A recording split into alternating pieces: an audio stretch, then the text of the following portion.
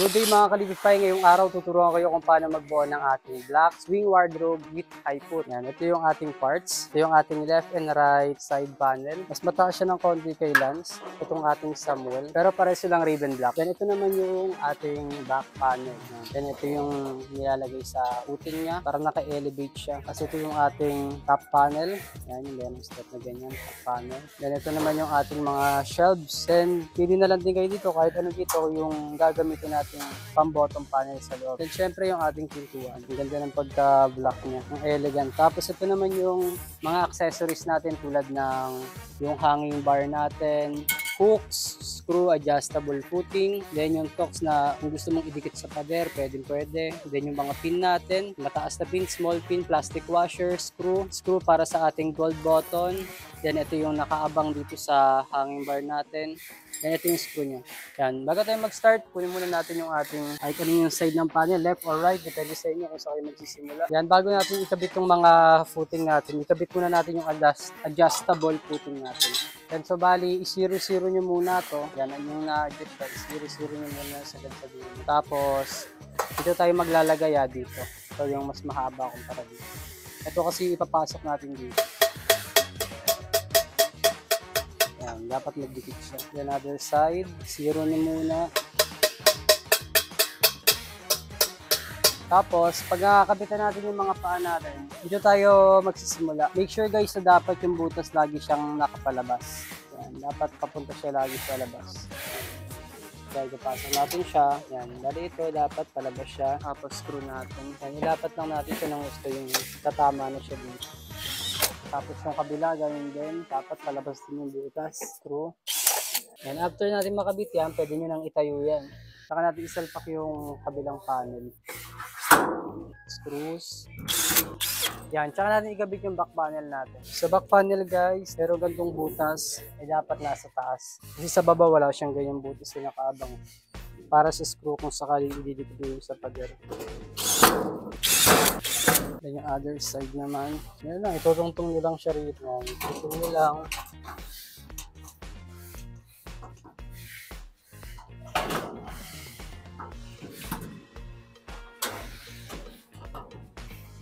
Yan.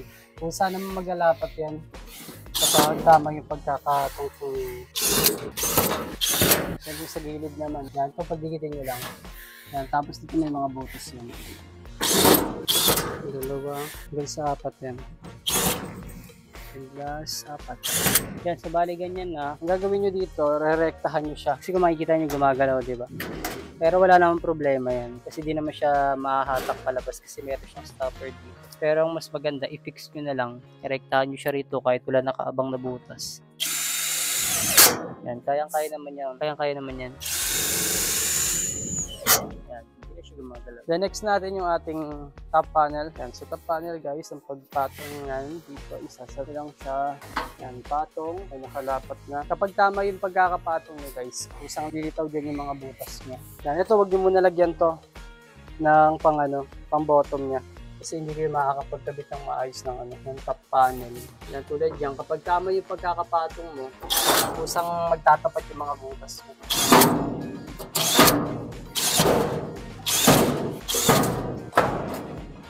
Yan, yung last. After nyan, kahit alin dito, pwede nyo gamitin pang bottom natin. Kahit alin dyan. Paglagay ng natin guys, itong merong slot na makikita nyo, dapat nandito siya nakatutok. Bali pagkatong pagpatok sa kanya. Hindi siya malalaglag kasi may nakatungtong siya rito.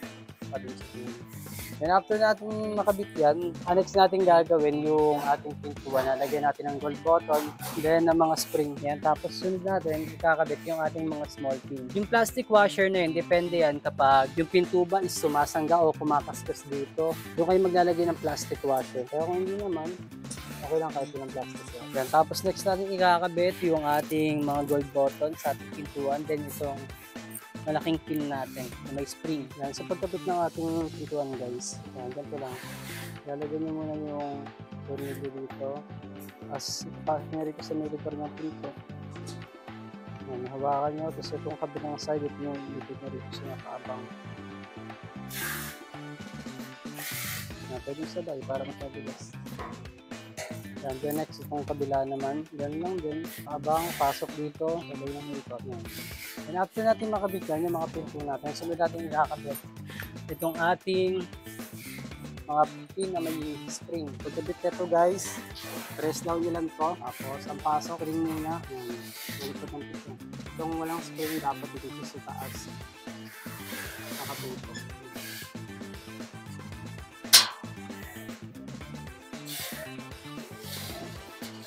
Yan, tapos itong maliit na butas na may ilalim, dyan naman natin ipapasok yung small pin natin. Press down. Yan, makikita nyo ito yung butas, yung ipapasok natin na yung papasukan ng pin. Press down, tapos tapain nyo. Yan, pasok. Then sa ganito naman, dapat ang dalawang button niya magkatapat. So kapag ganyan, parang parehas kaliwa, ang gagawin niya, balik ka rin nyo lang. Parehas naman siyang may nakaabang na paglalagay ng pin. Yan, ganyan lang ulit. Press nyo lang to. Pag-press, ang muna ipapasok yung side na merong pin. Yan. So, yun sa baba. So may maliit na butas. Then ito, press down.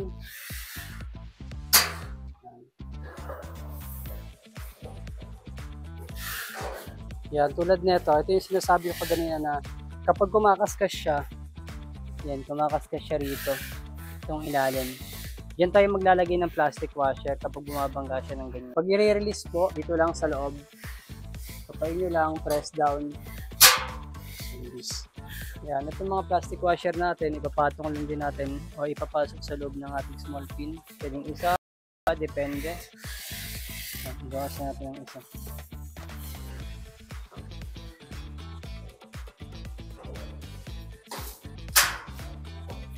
Yan, hindi na siya sumasangga. And after natin makabit yan, tsaka natin ikabit yung mga magnetic natin.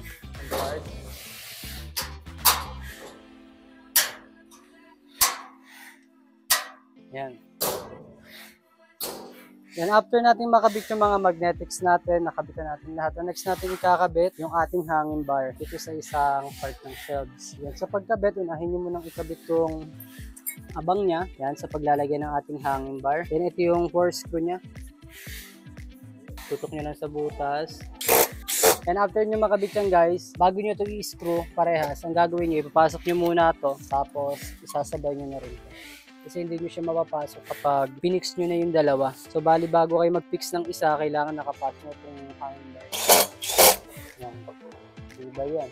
Yan, after natin makabit nyo guys yung hanging bar natin, yan, makikita nyo. Diba yung pagkakasalpak sa kanya. Basta bago kayo mag-fix ng ganito, ang gawin nyo, sa isa, pagkasalpak, salpak nyo na rin to, then saka nyo i-fix to. Then, ang next natin kakabit yung ating mga hooks. Sa hooks natin guys, bilang kayo 1 to 5. Yung pang 5, yung ayun yung lalagyan ninyo. 1, 2, 3, 4, 5. Pang 5 na kayo naglagay. 1, 2, 3, 4, 5. Or depende sa inyo guys kung gaano kataas o gaano kalaki yung ilalagay nyo o gaano kalaki yung space na kailangan ninyo. Tapos dito, bilang pa kayo, pwede dito sa baba. Yan. Basta titignan nyo lang yung paglalagay niyo. For example, ito, tapat ng butas sa baba. Ganun din dapat dito, tapat ng butas sa baba. Kailangan tapat-tapat siya.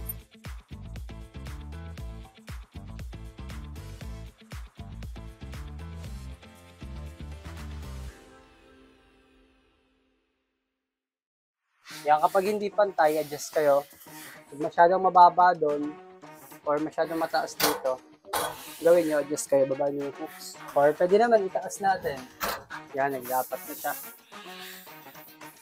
The next ito naman. Depende pa rin guys sa inyo kung gaano kataas yung kakailanganin ninyo. Pero syempre, dahil sampahin yan, medyo magbaba tayo.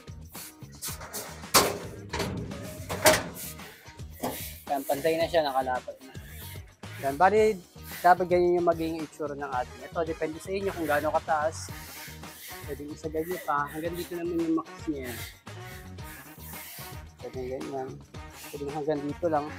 Yan, kung bakit adjustable yung footing natin. Kapag ito, hindi siya nagpapantay, ang gagawin nyo, dito kayo mag-a-adjust. Sa may footing, iikutin nyo lang yan hanggang sa tumaas ng konti para maglapat yung pintuan natin. Magpantay siya ng ganito. Kasi iba, nakataas siya ng pag-ganun. Yan, dun, ang mag-a-adjust dyan yung footing natin para magpantay siya tulad nito. Tapos sa pinto naman, ganun lang din. Kapag kumakaskas siya dito, maglalagay kayo ng plastic washer. Ganun lang kasimple buuin ng ating Samuel na swing wardrobe high foot color black. Yan, sobrang ganda, sobrang elegant.